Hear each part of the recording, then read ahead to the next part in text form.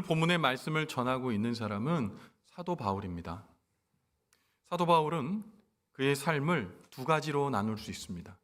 예수님을 만나기 전의 삶과 그리고 예수님을 만난 후의 삶, 이 두 삶으로 사도 바울의 인생은 그야말로 이야기할 수 있습니다. 예수님을 만나기 전에 이 바울은 자신의 삶을 존귀하게 만들기 위한 모든 것을 이루기 위해서 열심히 몸부림쳤던 출세지향형의 인생을 살았습니다. 그러나 예수 그리스도를 만나고 난 이후에 그의 삶의 목적이 달라졌습니다. 인생의 목적이 달라져서 사도 바울의 삶은 출세를 위한 삶이 아니라 예수님께로 삶의 초점을 맞추고 항상 마음과 생각이 예수님으로 향하는 그리스도인의 삶이 되었습니다. 바울은 예수 그리스도가 인생의 구주이시며 인생의 목적이라는 사실을 알게 된 다음에 이 귀한 이야기, 이 귀한 사실을 세상에서 가장 고상한 지식이라고 말했고, 나는 이 세상에서 가장 고상한 지식을 깨달은 사람이라고 그렇게 말했습니다. 오늘 본문에도 그 이야기를 힘주어 말하고 있습니다. 오늘 우리는 사도 바울이 예수 그리스도를 만나기 전에 상태를 바라보면서, 그리고 그가 예수 그리스도를 만난 이후의 삶을 다시 비교해 보면서 왜 그리스도 예수를 만나고 그를 구주로 알게 된 그 지식, 그 복음이 세상에서 가장 고상한 지식인지 우리가 한번 들여다보려고 합니다. 그래서 그 고상한 지식이 나에게도 고상한 지식이 되고 그 놀라운 은혜의 축복이 나의 축복이 되어 오늘 말씀을 통해 우리가 더욱더 하나님의 은혜 가운데 진일보한 믿음의 걸음을 걸어가게 되는 그리스도인의 삶의 첫 시작이 오늘 말씀을 통해 이루어지기를 간절히 바랍니다. 여러분, 바울은 예수님을 구주로 믿기 전에 세상의 지식과 배경이 자신을 가장 고상하게 만들어줄 수 있을 것이라는 믿음이 있었습니다. 이 사도 바울은 예수 그리스도를 알기 전에 이제 사울이라고 불렸죠. 그런데 이 사울이라고 불렸던 이 바울이 육체에 대해서 얘기한다면, 그러니까 세상에 가지고 있는 자랑거리로 얘기한다면 자기를 따라올 사람이 없을 것이라고 말했습니다. 세상에 그 어떤 사람보다도 뒤질 것이 없는 인생이라는 거예요. 누가 자랑하면 그만두세요. 저보다 괜찮은 배경과 이력을 가진 사람은 없습니다. 스스로 자부하는 인생을 살았다는 겁니다. 여러분, 그렇다면 바울의 이 고상한 이 자랑거리는 무엇이었을까요? 첫 번째, 사도 바울은요, 순혈 유대인이었습니다. 순혈 유대인이라는 말이 뭐냐? 피가 섞이지 않은 유대인이라는 말이에요. 낳은 지 8일 만에 할례를 받았다는 것은 부모님들이 순혈 유대인이고 그 조상도 한 번도 다른 이방 사람들과 피가 섞이지 않은 순혈 유대인이라는 겁니다. 혈통적으로 뛰어나다는 말이에요. 여러분, 지금도 유대인이라고 일컫는 사람들은 순혈 유대인들이라고 생각하세요? 그렇지 않아요. 여러분, 에디오피아에도 유대인이 있다는 거 아십니까? 흑인 유대인들이 상당히 많아요. 무슨 얘기냐? 유대인이라고 지칭할 때 부모 중 한 명만 유대인이면 유대인입니다. 피가 섞였어도. 그런데 중요한 건 뭐냐? 유대인의 그레이드를 나눈다면 피가 섞인 유대인들은 하층이에요. 그러나 피가 한 번도 섞이지 않는 이 순혈 유대인은 찾기도 어려울 뿐더러 대단한 유대인 사회에서는 정말 최고의 가문이라고 일컫게 되는 거죠. 그런데 사도 바울은 얘기하는 겁니다. 나는 낳은 지 8일 만에 할례를 받은 사람, 그리고 순혈 유대인이라는 거예요. 그래서 자기를 얘기할 때 아주 멋진 이야기로 자기를 자랑했어요. 히브리인 중에 히브리인. 어떤 히브리인보다도 히브리인이라는 얘기를 했단 말입니다. 또 자기가 베냐민 지파라고 소개하고 있는데 유대 지파 중에 베냐민 지파는 그 가장 유명한 사람이 뭐냐? 이스라엘의 초대왕 사울입니다. 사울이 베냐민 지파거든요. 그래서 베냐민 지파의 혈통을 가졌다는 것, 이것 또한 자랑할 일이었다는 거죠. 그야말로 뼈대 있는 집안의 가문이라는 거예요. 누구도 반박할 수 없는. 거기다가 바리새인 중에 바리새인이라고 얘기했습니다.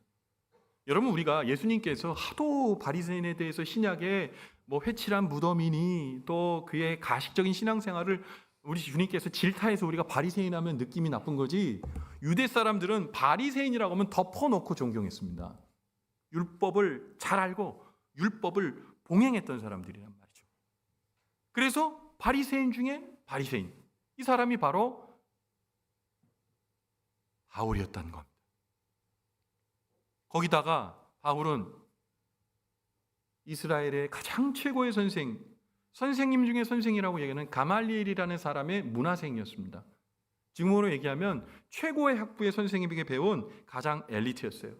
자, 혈통적으로도 순혈 유대인이죠. 그리고 히브리인 중에 히브리인이요, 바리새인 중에 바리새인이고요. 그리고 가말리엘 문화에서 정말 엘리트 코스를 밟은 사람이었습니다. 그런데 공부 잘하고 많은 것들을 누리고 있어도 행동으로 옮기지 않는 사람들이 생각보다 많이 있습니다. 그런데 사도 바울은 유대 사회에서 가장 미워하고 멸시하는 그리스도인을 잡는 일에도 열심히 했습니다. 그 유대인들을 잡으려고 어디든지 달려갔고요. 자기의 모든 인생, 자기가 믿고 의지하는 바를 행동으로 옮기는 실천적인 엘리트였다는 거예요. 여러분, 그 자랑이 이 바울을 이야기하는 인생의 자랑거리고 누구도 그 앞에 나설 수 없는 자랑거리였다는 거예요. 여러분, 그 고백을 이제 우리가 한번 들어볼까요? 그의 완벽한 이력을 우리가 한번 그의 입술로 들어볼까요? 빌립보서 3장 4절부터 6절 말씀인데 같이 한번 이 말씀 천천히 한번 읽어봅시다. 빌립보서 3장 4절부터 6절입니다. 시작.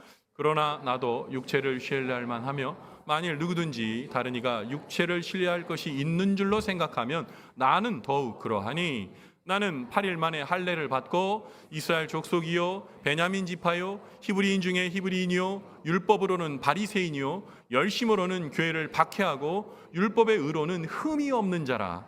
아멘. 여러분, 여기에 반박할 만한 뭐가 있습니까? 당신의 자랑이 별 볼 일 없습니다.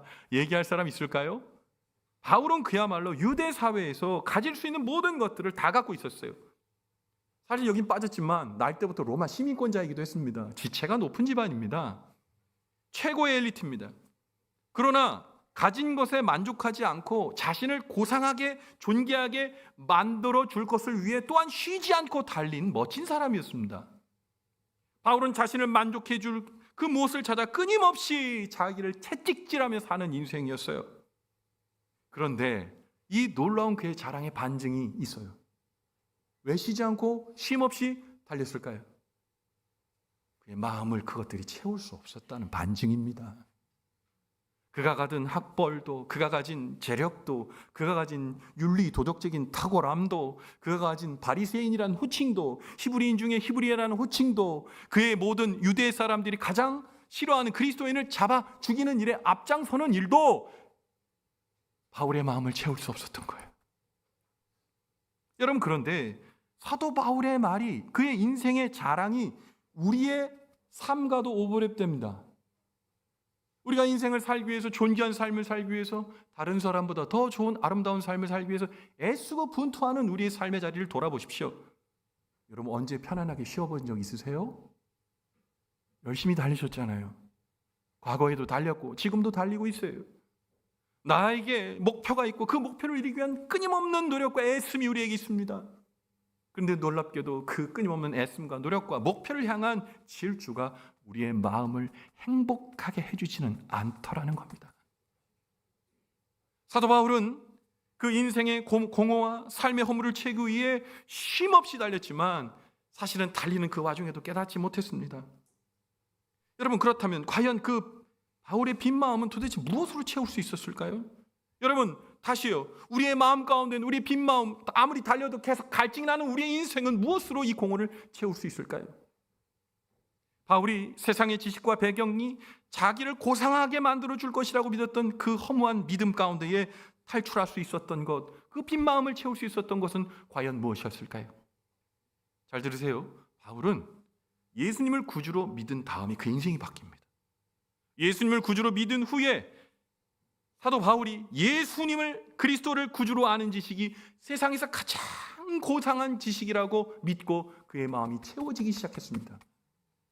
여러분, 바울이 되기 전 사울은 주님의 제자들, 즉 예수 그리스도를 믿고 따르는 그리스도인들을 체포하고 죽이기 위해서 얼마나 애썼는지 몰라요. 여러분, 오늘 본문에 이 사도 바울은 이 그리스도인들을 잡으려고 어디까지 갔냐면 다메섹이라는 곳까지 갑니다. 그런데 이 다메섹이라는 곳이 예루살렘 영토 안에 붙어있는 그런 나라가 아니에요. 시리아의 수도입니다. 지금은 다마스커스라고 얘기하는 다메섹이에요. 그 다메섹이 예루살렘으로부터 얼마나 떨어져 있는지 아십니까? 무려 220km가 떨어져 있어요. 그런데 얼마나 그리스도인을 잡아서 구금하고 죽이려고 한 열심이 대단했는지 그 200km의 길을, 여러분, 척박한 그 땅을 200km를 쉼없이 달려간 겁니다. 이번에 성지 순례를 가면서 깜짝 놀랐던 것이 뭐냐면 지금도 길이 좋지 않아요. 10km 가는 일도요 너무너무 힘듭니다. 그런데 220km라뇨. 시리아에 있는 그리스도인, 지금 이 땅도 아니고 외국에 있는 그리스도인들을 잡아 죽이려고, 체포하려고 그 220km의 길을 먹지도 않고 자지도 않고 막 달려간 겁니다. 대단한 열심 아닙니까? 그런데 그 다메섹에 가는 길에 그 도중에 놀라운 일을 만납니다. 호련히 빛이 비치더니 그의 눈을 멀어버리게 합니다. 너무 놀란 바울이 묻습니다. 누구십니까? 누구이십니까? 그때 예수님께서 말씀하시지요. 내가 박해하는 예수다. 네가 그토록 미워하는, 그리고 그토록 잡아 죽이길 원하는 그리스도인의 구주, 나 예수다. 너무나 놀랐습니다. 주변의 사람에게는 들리지도 보이지도 않는 모습이 그에게 멀리 보였습니다. 눈이 멀어버렸어요. 바울이 예수님을 만난 이후에 3일 동안 암흑천지에 있었습니다. 여러분, 깜깜한 곳에서 여러분 계셔보신 적 있으세요? 3일 동안이나 멀쩡한 사람이 3일을 못 본다면 어떤 마음이 들었을까요? 충격과 공포 아니겠습니까? 그런데 그 3일 동안 아나니아를 통해 눈이 회복되기까지 그 침묵의 시간은 성경은 아무것도 근거를 얘기하고 있지 않습니다. 어떤 일이 있었는지 얘기하지 않습니다. 그런데 확실한 것은 그 3일 이후에 사도 바울이 예수를 구주로 믿게 되었다는 겁니다. 그럼 그 3일 동안 어떤 일이 일어났을까요? 주님이 그를 만나 주셨습니다. 주님이 그가 구주이심을 보여주셨습니다. 그가 예수 그리스도를 믿기만 하면 하나님의 영생의 천국이 그에게 있다고 예수님께서 말해주시고 보여주시고 확신시켜주시고 돌리게 하셨습니다. 그의 마음을 돌리게 하셨습니다. 여러분, 우리도 그런 시간 있지 않아요? 우리가 예수님을 구주로 인격적으로 만났을 그 시간 여러분 기억해 보십시오. 암흑천지에 있던 나를, 예수님께서 나를 구원해 주셨구나, 그 감격 때문에 여러분 펑펑 울면서 주님 이제 왔습니다라고 고백했던 여러분들이 주님을 만난 그 회심의 시간들을 생각해 보십시오. 사도 바울이 그 회심의 시간을 만났습니다. 그 흑암의 시간 속에서 예수를 만났습니다. 그것이 너무 좋았습니다. 이제 그의 마음 가운데 예수가 충만했습니다. 예전에 자기의 자랑들 다 사라지고 예수의 은혜가 그를 점령했습니다. 여러분, 찬송가 가사 중에 436장에 나 이제 주님의 새 생명 얻은 몸이라는 찬송이 있습니다. 여러분, 그 찬송에 이런 고백, 2절에 이런 고백이 있어요.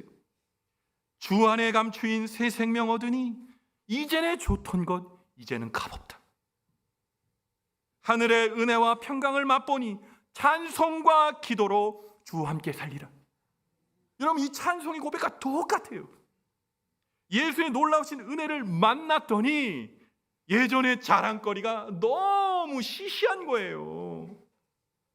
여러분, 그 고백, 이 사도 바울의 고백이 빌립보서 3장 7절에 기록되어 있어요. 같이 한번 읽어봅니다. 시작. 그러나 무엇이든지 내가 유익하던 것을 내가 그리스도를 위하여 다 해로 여길 뿐더러 히브리인 중에 히브리인, 바리새인 중에 바리새인, 난지 8일 만에 할례를 받고 순혈 혈통의 유대인이며 많은 사람들이 존경하는 그 자리에 있고 열심으로는, 율법으로는 흠이 없는 그 사람이 그것이 다 이제 해로 여겼다는 겁니다. 왜요? 예수 그리스도 때문에만. 바울은 예전에 그가 애지중지 여기던 세상의 자랑과 고상한 지식이 별것 아닌 것으로 여겨진 정도가 아니라 해로운 것이라고 고백합니다. 그리고 그처럼 자랑하고 유익했던 것들을 해로 여긴다는 것, 왜 해로 여겼냐? 그 이유를 빌립보서 3장 8절 상반절에 얘기하고 있어요. 같이 한번 읽어볼까요? 시작. 또한 모든 것을 해로 여김은 내 주 그리스도 예수를 아는 지식이 가장 고상하기 때문이라. 아멘.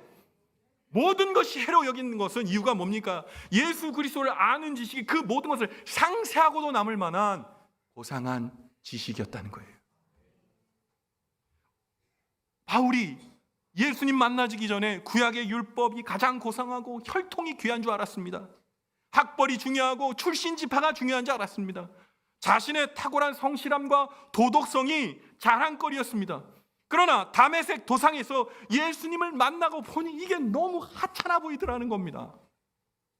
예수님을 만나고 회심한 분들 중에 특별히 남성분들은 어느 날 단번에 담배를 끊거나 술을 끊거나 이전에 좋았던 것을 단번에 끊는 경우가 있습니다. 사실 불가능에 가까운 일들이 일어나거든요. 눈으로 보고도 믿을 수 없는 일이요. 근데 그 이유가 뭔지 아세요? 예전에는 그것이 그나마 나의 삶을 숨쉬게 해주는 단 하나의 유일한 탈출구였는데 예수의 놀라운 구원을 맛보니까 시시해. 별거 아니에요. 예수의 놀라운 은혜 가운데 그 예전에 줬던 것이 이제는 아무런 값도 없어요. 단번에 그것이 싫어지게 되는 겁니다. 시시해서 말이죠. 여러분, 바울은 율법의 의로 완벽해지려고는 욕망이 있었어요. 그러나 그것이 자기가 평생 해야 될 숙제라고 생각했는데 결국 그것은 다 못할 숙제라는 것을 알게 되었어요. 완벽한 의로 하나님의 천국 영생을 얻을 수 있는 근거는 예수를 구주로 믿고 그분의 의가 자신의 전가되어 구원받는 이신칭의 의 외에는 아무것도 없다. 이것이 완벽하고 완전한 의다 믿게 되었다는 겁니다. 그래서 그의 인생이 바뀌어진 거예요. 유효기간을 인생의 자기를 자랑거리로 여겼던 그것들의 유효기간을 봤더니 그 유효기간이 너무 짧아요. 영생구원의 유효기간을 봤더니 지금부터 영원까지라는 거예요. 여러분, 마트에 가서 유효기간 지난 식품을 담아오시는 그런 분 계십니까? 보지도 않고 사지 않아요. 유효기간이 긴 거, 신선한 거 사오시잖아요. 왜요? 여러분, 어떤 것이 먼저 부패한 것을 알기 때문에 내 몸에 들어가면 약이 안 되니까 구하지 않는 거거든요. 여러분, 이런 간단한 논리로 봐도 여러분, 예수의 구원은 영원한 것이고 하나님의 놀라운 복음은 가장 세상에 고상한 지식임을 여러분 믿으시길 간절히 바랍니다. 여러분, 몇 년 전에 최고의 시행령이었던 핸드폰, 그 자랑스럽게 여기는 사람이 지금 최신의 핸드폰을 갖고 있는 사람에게 어떻게 할 수 없어요. 자랑할 수가 없어요. 여러분, 1990년 또는 98년에 나온 PCS 그 핸드폰 자랑하시는 분 있습니까? 나 2G로 바꿨다 자랑하시는 분 있어요? 뭐 그런 분이 있다면 좀 불쌍히 여김을 받으셔야 됩니다. 여러분, 최고의 최신의 좋은 것들이 있을 때 그건 자랑거리가 될 수가 없는 겁니다. 멀쩡해도 쓰레기입니다. 훨씬 좋은 은혜, 예수 그리스도를 아는 지식은 유대인들이 그토록 자랑했던 율법이나 혈통이나 할례나 육체의 의로움 따위는 비교할 수 없는 정도로 가장 심오하고 가장 의롭고 가장 완전하고 가장 고상한 지식이었습니다. 사도 바울이 들여보았던 예수, 생명의 문이신 예수 그리스도, 알파와 오메가가 되신 예수 그리스도, 부활하여 지금도 우리를 주의 은혜로 이끌어준 예수 그리스도, 생명의 떡이신 예수 그리스도, 나를 알고 나를 이끌어주시는 완전한 인도자이신 예수 그리스도, 그 예수 그리스도가 뼈저리게 느껴졌다는 겁니다. 그것이 믿음이 되었다는 겁니다. 그가 그의 인생의 자랑거리를 다 지우고도 남을 만한 가장 고상한 지식이었다는 겁니다. 그래서 사도 바울은 예수의 놀라운 은혜 가운데 다 시시해 보이는 세상의 그것들을 바라보면서 마지막으로 힘주어 고백하는 장면이 빌립보서 3장 8절 하반전과 9절에 기록되어 있습니다. 같이 한번 읽어볼까요? 시작. 또한 내가 그를 위하여 모든 것을 잃어버리고 배설물로 여김은 그리스도를 얻고 그 안에서 발견되려 함이니 내가 가진 의는 율법에서 난 것이 아니요 오직 그리스도를 믿음으로 말미암는 것이니 곧 믿음으로 하나님께로부터 난 의라. 아멘. 여러분, 오늘 이 사도 바울의 고백을 듣고 어떤 생각이 드십니까? 사도 바울은 내 안에 욕심과 자랑거리를 버리는 것이 무엇보다 중요하구나, 내가 잘못된 것들을 붙들고 있구나, 그렇게 사도 바울은 생각했습니다. 그런데 오늘 말씀에서 여러분 초점을 분명히 하셔야 됩니다. 버리는 것이 중요한 게 아니라 얻는 것이 중요해요. 버리는 것은 내 안에 있는 욕심과 자랑거리를 버리세요. 이거는 우리가 예수님께서도 말씀하신 거지만 불가나 또는 힌두교나 다른 종교에서도 똑같이 얘기하는 겁니다. 마음의 욕심 버리세요. 그러면 평안이 옵니다. 잠 못 자는 불면의 밤을 보내고 계세요? 명상하세요. 참선하십시오. 그럼 마음이 편안해집니다. 여러분, 불가에서는요 용맹정진이라고 해서 동안거과 하한거를 합니다. 동안거, 하한거, 여름에 겨울에 3주 이상 아무도 만나지 않고 적은 음식 먹으면서 명상을 합니다. 자기 안에 있는 욕심과 그리고 자랑거리를 다 버리려고 말이죠. 근데 문제는 버리고 나서 무엇을 넣을 건데요? 버리라고 얘기하지만 무엇을 얻으라고는 얘기하지 않습니다. 근데 오늘 사도 바울이 뭐라고 그래요? 배설물로 여기고 다 버리고 예수 그리스도를 얻고 그 안에서 발견되라고 말하는 거예요. 예수 그리스도가 내 안에 들어오고 내가 그리스도인으로서의 모습이 내 안에서 살아나는 겁니다. 이것이 주님께서 말씀하시는 거예요. 버리는 데 방점이 있는 게 아니라 얻는 데 방점이 있는 겁니다. 근데 우리가 때로는 버리는 것도 잘 못합니다. 여러분, 어떤 귀한 물건을 드리려면 버려야 되거든요. 근데 우리 그거 잘 못해요. 만약에 제가 여러분들에게 맛있는 식사 자리에 초대했어요. 아주 좋은 뷔페에 여러분 초대했습니다. 여러분에게 제가 너무 감사해서 드리는 식사인데 같이 합시다. 좋은 거 먹었어요. 아주 뭐 한 100만 원짜리 그런 음식이면 비싼 건가요? 하여튼 그런 게 뭐 그럴 리 없겠지만 제가 열심히 돈 많으면 그렇게 해드리겠습니다.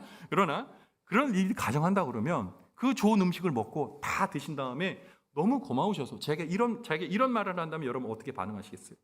목사님, 오늘 진짜 귀한 음식을 먹었는데 제가 이제 이 음식 너무 귀해서 화장실 안 가겠습니다. 제가 이 음식을 제 뱃속에 넣고 절대 버리지 않겠습니다. 여러분, 이분이 이 고백을 지킬 수 있을까요? 지킬 수 없어요. 배설해야 돼요. 배설해야 됩니다. 살려면. 그리고 또 다른 음식을 먹고 살려면 버려야 돼요. 여러분, 우리가요, 예수의 은혜 가운데 살려면 우리 안을 개어내셔야 돼요. 욕심 버리셔야 돼요. 자랑거리 내려놓으셔야 돼요.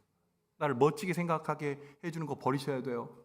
내가 자기만 하도, 내가 자다가 일어나기만 해도 좋은 취미, 그 고상한 활동, 예수보다 위에 있으면 안 돼요. 예수의 놀라우신 은혜가 우리 안에 있어야 여러분 우리가 세상의 가장 고상한 지식을 얻고 또한 취하는 믿음의 삶을 살아가게 되는 거예요. 오늘 제가 교회에 도착했는데 아까 우리 장로님 기도회도 말씀하셨지만 우리 송경문 목사님의 별세 소식을 들었어요.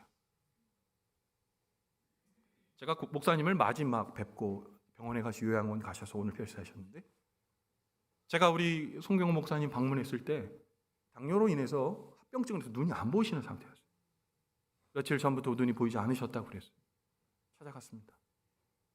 정말 파리하게 마르신 목사님이 눈도 보이지 않았는데 제가 왔다고 하니까 더듬더듬 하면서 제 손을 잡으셨어요.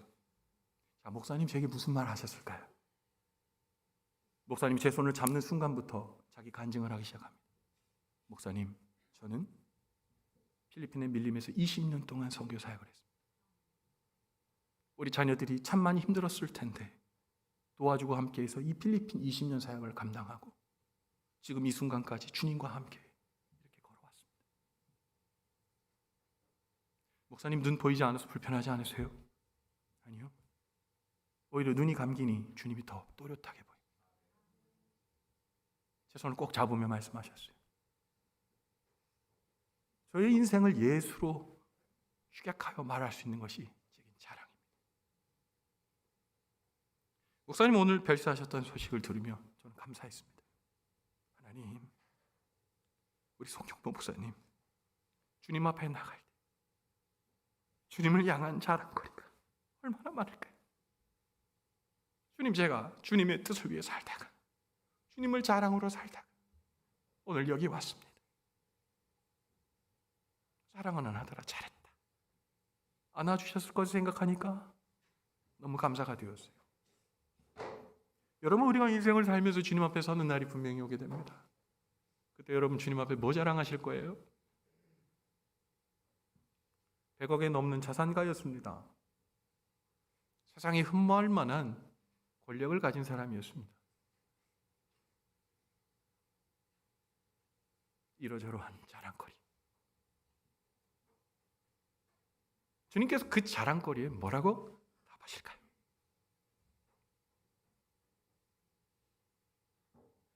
우리가 주님 앞에 서는 날 내가 예수를 믿고 세상에 가장 고상한 지식임을 알고 그리 살았습니다. 예수님, 제가 주님의 뜻을 위해 살았습니다. 돈이 내 자랑 아니었고 세상의 건강이 내 자랑 아니었고, 세상에 좋은 취미가 내 자랑 아니었고, 나를 존귀하게 여길 만한 그것을 위해 살은 인생 아니었고, 예수 내 구주, 예수 내 구주, 주님의 나라와 주님이 기뻐하시는 삶을 살다가 저 지금 여기 와 있습니다. 주님, 이것이 나의 자랑입니다. 주님, 이것이 내 기쁨입니다. 여러분, 그렇게 고백할 우리의 모습 된다면 얼마나 좋을까요? 사랑하는 성도 여러분, 저는 우리 믿음의 성도님들이 이 세상에서 잘 사기를 바랍니다. 좋은 자리에서 많은 편리함을 추구하며 사시기를 바랍니다. 그러나 그것이 예수와 바꿀 만한 자랑거리는 되지 않았으면 좋겠습니다. 예수 믿는 것이 내게 가장 귀한 것. 주 안에 감추인 새 생명 얻으니 이전에 좋던 것 이제는 값없다. 하늘의 은혜로 평화를 맛보니 찬송과 기도로 주 함께 살리라. 주 따라 가는 길 험하고 멀어도 찬송을 부르며 뒤따라가리라. 나 주를 모시고 영원히 살리라. 날마다 섬기며 주 함께 살리라. 여러분, 이 고백을 만약에 바울이 알았다면 얼마나 많이 찬송했을지 보지 않아도 알 수 있을 것 같습니다. 사랑하는 성도 여러분, 우리 믿음의 성도 여러분을 축복합니다. 세상의 가장 고상한 지식인 예수 그리스도, 그것이 우리의 인생, 우리의 그리스도인 된 우리의 인생이 되기를 바랍니다. 다른 어떤 것 때문에 미워하지 마세요. 다른 어떤 것 때문에 다투지 마세요. 다른 어떤 것 때문에 높아지려고 하지 마세요. 세상의 가장 고상한 지식인 예수님만 바라보고 사세요. 그 은혜 가운데 사십시오. 이전에 좋던 것 다 이제는 값없다. 고백했던 가장 고상한 지식을 알았던 사도 바울의 그 놀라운 고백이 우리 망원 제일교회 믿음의 온 권속들의 수만 가지의 다른 고백이 아니라 단 하나의 고백, 분명한 고백, 단단한 은혜의 고백이 되기를 주님의 이름으로 간절히 축원을 드립니다. 아멘. 기도하겠습니다. 하나님 아버지, 우리가 온 마음 다해 주님을 바라봅니다. 그리스도를 얻기 위하여 자랑을 벌였던 사도 바울의 고백이 오늘 우리의 심금을 울립니다. 세상의 모든 것을 얻었다 할지라도 예수 그리스도의 그 구주의 은혜의 기쁨을 얻지 못하면 실상은 아무것도 얻지 못한 것입니다. 세상의 모든 것 혹여 잃어버릴지라도 그리스도를 얻고 그의 안에서 발견된다면 그는 행복한 사람입니다.